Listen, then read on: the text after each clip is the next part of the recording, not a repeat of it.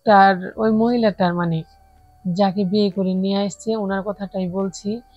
উনার চাহিদাটা আমার বাবা মেটাতে পারতো না। মানে উনি তো বয়স্ক, আর উনি তো হয়েছে 18 বছরের একটা মেয়ে। তাহলে উনি উনার চাহিদাটা কেমনে মেটাতে পারে, এটা তো আপনারা ভালো করেই জানেন। তারপর আমার বেশি বলতে হবে না আশা করি। কিন্তু কিছুদিন তাদের শুধু ঝগড়াই থাকি, শুধু ঝগড়াই থাকি। এখন আমি, আমার ভাইয়েরা এগুলো আর দেখতে পারি না। ঠিক মতনই আমাদেরকে খাবার দেয় না, কথা শোনায় সব সময়। আমার বাবার সাথে শুধু ঝগড়া করে, মারামারি করে, এইসবই করতে করতে দিন যায়। এরকম করতে করতে করতে করতে প্রায় কিছুদিন হয়ে যায়, কিছুদিন পার হয়, বছর পাঁচ পাঁচ পার হয়ে যায়। পার হলে কি হবে, তারপর ওনার অত্যাচারে আমার বাবা মারা যায়। ওনার অত্যাচারে আমার বাবা মারা যায়। আমি কখনো এটা ভাবতে পারি নাই যে ওনার অত্যাচারে আমার বাবাটা মরে যাবে। কিন্তু ওই মহিলাটা তার বলে থামে নাই। আমার বাবাটা মরে যাওয়ার পর আমাদের 3 ভাই বোনকে জানেন বাড়ি থেকে বের করে দিয়েছে। এখন বাড়ির মধ্যে উনিই থাকে, আমাদেরকে থাকতে দেয় না। আমরা এখন রাস্তায় আছি। এখন ওই লোকটাও আরেকটা পুরুষের সাথে, আমাদের গ্রামেরই আরেকটা পুরুষের সাথে সম্পর্ক করে উনাকে আবার বিয়ে করে ফেলছে। এখন উনি তো সুখী আছেন, আমাদের বাড়ি ভিটা জমিন যারা যা কিছু আছে সবকিছু নিয়ে উনি সুখী আছেন। এখন আপনারাই বলেন, আমার দুটা ভাই নিয়ে আমি কোথায় যাব, কার কাছে যাব, আমি কি করব, কি করে খাওয়াবো? এখন কি আমার সৎ হয়ে থাকা দরকার, নাকি না আমি অসৎ হব? আসসালামু আলাইকুম প্রিয় দর্শক, প্রতিবারের মতো এখনো আপনি আসছি আপনাদের সামনে আমার জীবনের কিছু কাহিনী নিয়ে এবং কি কথা বলার জন্য। প্লিজ আশা করি আমার কথাগুলো আপনারা শুনবেন এবং কি আমাকে সাপোর্ট করবেন। আমি আমার আগে পরিচয়টা দেব, তারপর আপনাদের সাথে কিছু আমার কথা শেয়ার করব। কারণ আমার জীবনেও ঘটে গেছে অনেক কিছু কথা, যেগুলো আপনাদেরকে আমার জানানোটা খুবই প্রয়োজন। আমি আপনাদেরকে জানাতে পারলে, আপনাদের সাপোর্ট যদি আমি পাই, আশা করি আমার জীবনের লাইফটা অনেকটুকু উজ্জ্বল হবে।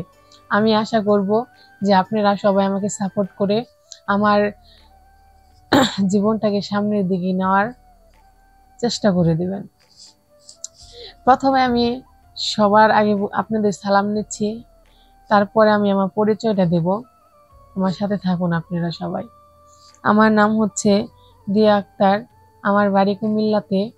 আমি একটা বৃদ্ধ পরিবারের মেয়ে। আজকে আপনাদের সাথে কিছু কথা বলার জন্য আমি ক্যামেরার সামনে এসেছি। এখন মূল কথাটা হচ্ছে যে আমার বাবা হচ্ছে একজন কৃষক। আমাদের কিন্তু সেরকম একটা ভারী ঘর নাই, বাট জমাজমি নাই। আমি যেই কথাগুলো আপনাদেরকে বলছি, আমরা অনেক গরিব। আমরা হচ্ছে 2 ভাই 3 বোন। আজকে এই কথা বলাটার মূল্য হচ্ছে যে আমরা অনেক কষ্টে আছি, কারণ আপনাদের পাশে আমাদেরকে রাখেন এবং কি আমাদের পাশে আপনারা থাকেন, এটার জন্যই। ধরেন আমরা যখন ছোট, তখন আমার মা মারা যায়। আমার মা মারা যাওয়ার পর আমার আমাদের খুব কষ্টে দিন কাটতে থাকে। কষ্টে কাটার পর আমার 2 বোন বিয়ে দেওয়া হয়। ভাই দুটোকেও অনেক কষ্টে বড় করা হয়। কিন্তু প্রায় এভাবে আমাদের দিনটা যেতে থাকে। প্রায় অনেক দিন পর 17-18 বছর পেরিয়ে যায়। পেরিয়ে যাওয়ার পরে আমার বাবা আবার আরেকটা বিয়ে করে। কিন্তু মেয়ের বয়সটা ছিল বেশি, আর মেয়ের বয়সটা ছিল কম, আমার বাবার বয়সটা ছিল বেশি। এখন বুঝতেই তো পারছেন যে একটা অল্প বয়সের মেয়ে একটা বৃদ্ধ মানুষের সংসার কি করে করতে পারে। তাদের সংসারে অনেক ঝগড়াঝাটি হইতো, কারণ ওই লোকটার, ওই মহিলাটার মানে যাকে বিয়ে করে নিয়ে আসছে ওনার কথাটাই বলছি। উনার চাহিদাটা আমার বাবা মেটাতে পারতো না।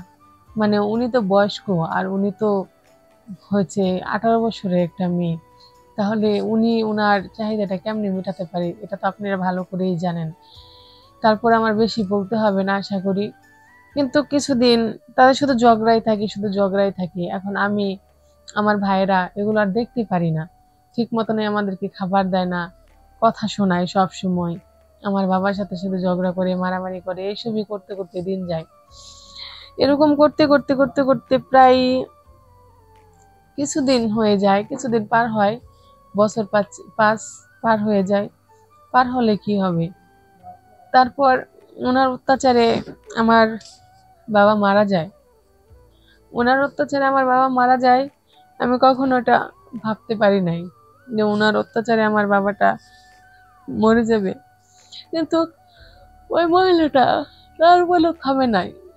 আমার বাবাটা মরে যাওয়ার পর আমাদের 3 ভাই বোনকে জানেন বাড়ি থেকে বের করে দিয়েছে। এখন বাড়ির মধ্যে উনিই থাকে, আমাদেরকে থাকতে দেয় না। আমরা এখন রাস্তায় আছি। এখন ওই লোকটাও আরেকটা পুরুষের সাথে, আমাদের গ্রামেরই আরেকটা পুরুষের সাথে সম্পর্ক করে উনাকে আবার বিয়ে করে ফেলছে। এখন উনি তো সুখী আছেন, আমাদের বাড়ি ভিটা জমিন যারা যা কিছু আছে সবকিছু নিয়ে উনি সুখী আছেন। এখন আপনারাই বলেন, আমার 2টা ভাই নিয়ে আমি কোথায় যাব, কার কাছে যাব, আমি কি করব, কি করে খাওয়াবো? এখন কি আমার সৎ হয়ে থাকা দরকার, নাকি না আমি অসৎ হব? এখন আমি যেদিকে যাই সেদিকে শুধু মানুষের লাঞ্ছনা, সেদিকে শুধু মানুষ আমাকে নিয়ে দুষ্টুমি করে, ফাজলামি করে। কারো কাছে বাসায় যদি কাজ করতে যাই, হাত ধরে টানাটানি করে। এখন আপনারাই বলেন, আমি এখন কি করব, কোথায় যাব, কার কাছে যাব, কে আমার পাশে থাকবে, আর কে সাহায্য করবে আমার ছোট 2টার ভাইটারে মানুষ করার লাগা? এখন আমি কার কাছে যাব? আমি এখন কোনো কিছু ভাবতে পারতেছি না। নিজের বাবার সম্পদ আছে, তারপরেও আমরা ওই জায়গায় থাকতে পারতেছি না। আমাদের এখন থাকার কোনো জায়গা নেই। আমরা এখন রাস্তার টোকাই হয়ে গেছি। আর রাস্তায় থাকতে পারতেছি না কিছু অমানুষদের জন্য। কারণ ওনারা আমাদেরকে শুধু অত্যাচারই করতেছে।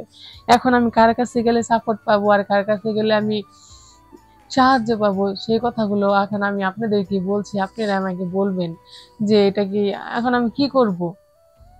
কি করব? কার কাছে যাব? কি করা আমার উচিত? আপনি এটা বলেন। এখন আমি আমার ভাইদেরকে কেমনে মানুষ করব?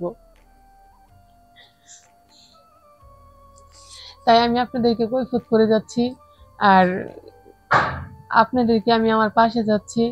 আপনারা আমাকে নিশ্চয়ই সাপোর্ট করবেন। আমার ভিডিওটাকে নিশ্চয়ই শেয়ার করবেন। শেয়ার করে আমাকে সাহায্য করবেন যাতে আমি আমার ভাইদেরকে মানুষ করতে পারি, আর আপনাদের সাপোর্টের কারণে যাতে আমার একটু সাহায্য হয়। আমি রাখছি। আল্লাহ হাফেজ।